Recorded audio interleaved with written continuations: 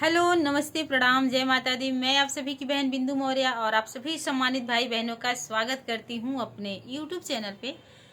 तो उम्मीद करते हैं कि आप लोग जहां भी होंगे बिल्कुल स्वस्थ होंगे, मस्त होंगे और अपनी अपनी कामों में व्यस्त होंगे। और आज मैं एक छोटा सा और बहुत ही प्यारा चुटकुला गीत लेके आई हूँ और ये मेरा गीत कैसा लगेगा आप लोग कमेंट के माध्यम से ज़रूर बताइएगा। अरे खोज दे बनाना दी हमार ये देवर जी के भैया, खोज दे बनाना दी हमार ये देवर जी के भैया, ये हो देवर जी के भैया, ये हो लालन के पापा,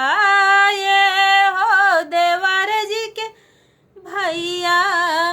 ये हो लालन के पापा, खोज दे बनाना दी हमार, ये हो लालन जी के पापा।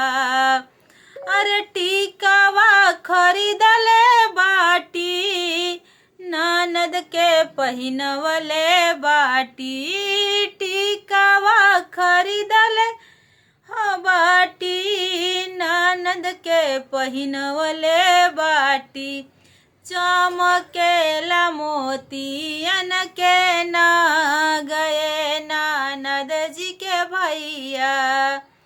चमकेला मोतियन के नाग, एहो ननद जी के भैया, खोज दे बनाना दी हमार, हो देवर जी के भैया, खोज दे बनाना दी हमार, ये हो ननद जी के भैया, ये हो ननद जी के भैया, ये हो लालन के पापा, ये हो ननद जी के भैया, ये हो लालन के पापा, खोज दे बनाना दी हमार, ये हो लालन के पापा। हरवा खरीदले बाटी, ननद के पहिनवले हो बाटी, हरवा खरीदले बाटी, ननद के पहिनवले बाटी, अरे चमकेला मोतियन के नाग, एहो ननद जी के भैया, चमकेला मोतियन के नाग, एहो ननद जी के भैया,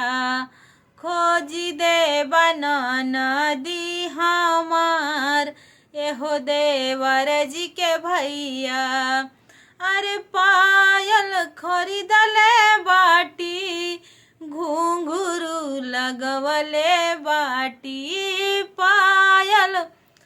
पहिनवले बाटी, घुंघरू लगवले बाटी, बजला घुंघरुआ झनकार, ए ननद जी के भैया, बाजला घुंघरुआ झनकार, एहो ननद जी के भैया, ये हो देवर जी के भैया, ये हो लालन जी के भाई पापा, खोज दे तना दी हमार, एहो लालन जी के पापा।